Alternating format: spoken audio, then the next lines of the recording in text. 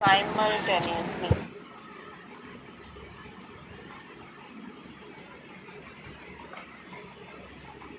एक साथ दो काम होते हैं यहाँ पर। What are they? पहले तो ऐड करता है, उसके बाद असाइन करता है। First aid, then assign. That means if I am writing sum plus equal to 5,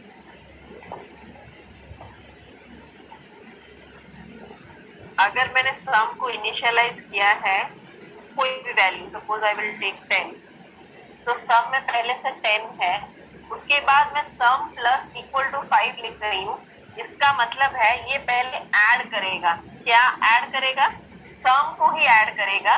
कितना ऐड करेगा? 5 ऐड करेगा। उसके बाद इसको जो भी सम में जो वैल्यू है, तो सम में क्या वैल्यू है? पहले से 10 है, फिर ऐड करेगा ये 5 तो 15, फिर इसको ये असाइन करेगा। किसमें असाइन करेगा?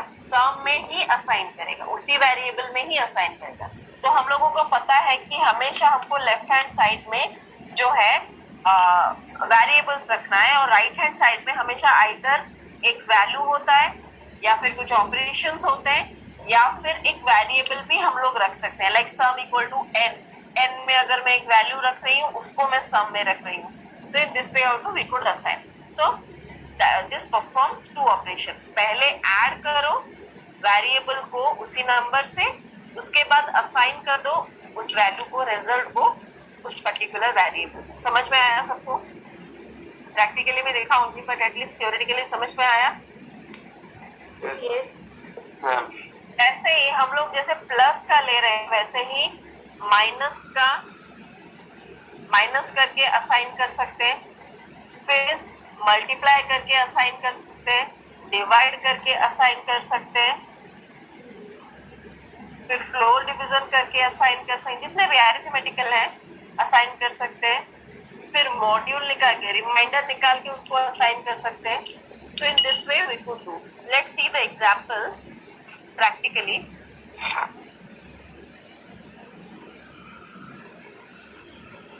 Okay. So if I will take a value like a equal to 5, so I am assigning it, then I will write a plus equal to 5.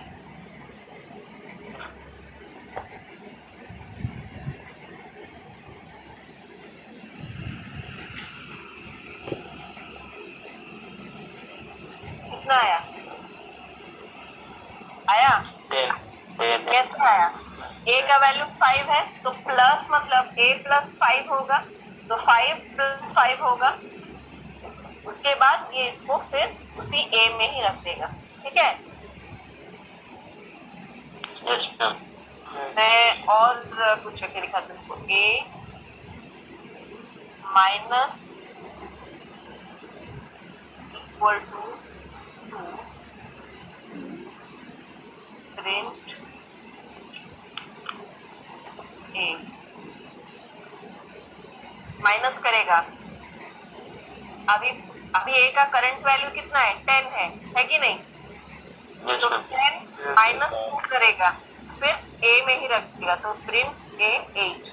So currently a का वैल्यू 8 है। मैं क्या करूंगी, उसमें a multiply 3 फिर equal,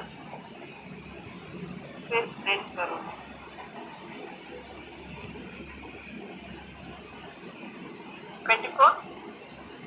है कि नहीं?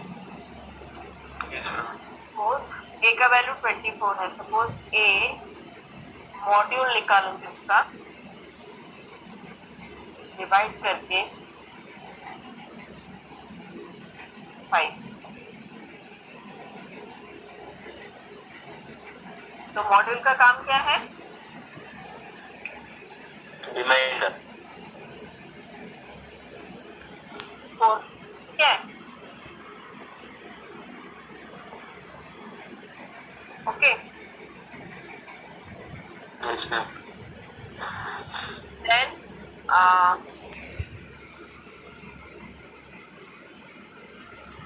ये हो गया हमारा रिलेशनल ऑपरेटर। उसके बाद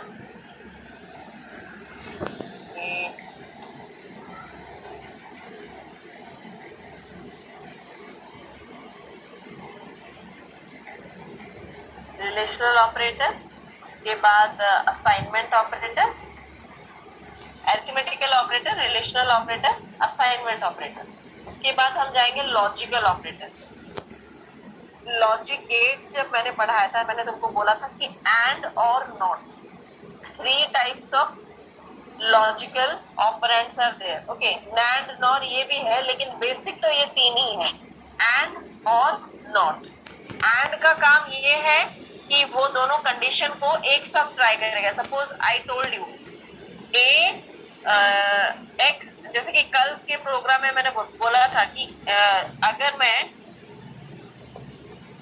I'll just remind you by writing that I have taken 3 variables, और 3 variables में मैं कंपेयर करना चाहती हूँ कि x, y, z ये जो तीनों वैल्यूज हैं इसमें से ग्रेटर कौन है।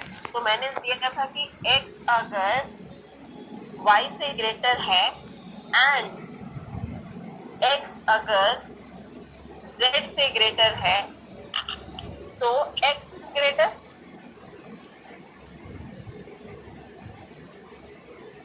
वैसे ही अगर मैं लिखूंगी कि x और y कोई भी value is greater than z, ऐसे भी लिख सकती हूँ।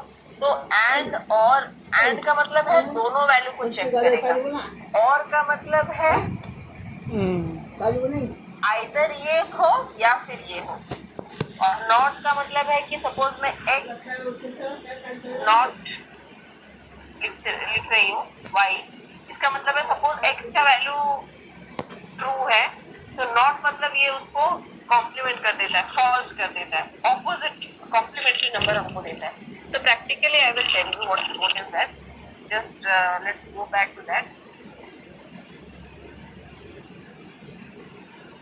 तो यहाँ पर लिखा है कि लॉजिकली एंड ऑपरेंड दोनों कंडीशंस को ट्रू करता है। ओके, चेक कर। और लॉजिकली कोई एक कंडीशन ट्रू हो तो दैट बिकम्स ट्रू। और नॉट ऑपरेटर मतलब ये रिवर्स दिखाता है। रिवर्स मतलब suppose we are taking it as true, जैसे कि मैंने बोला था कि num suppose 2 not equal to 3, ये ट्रू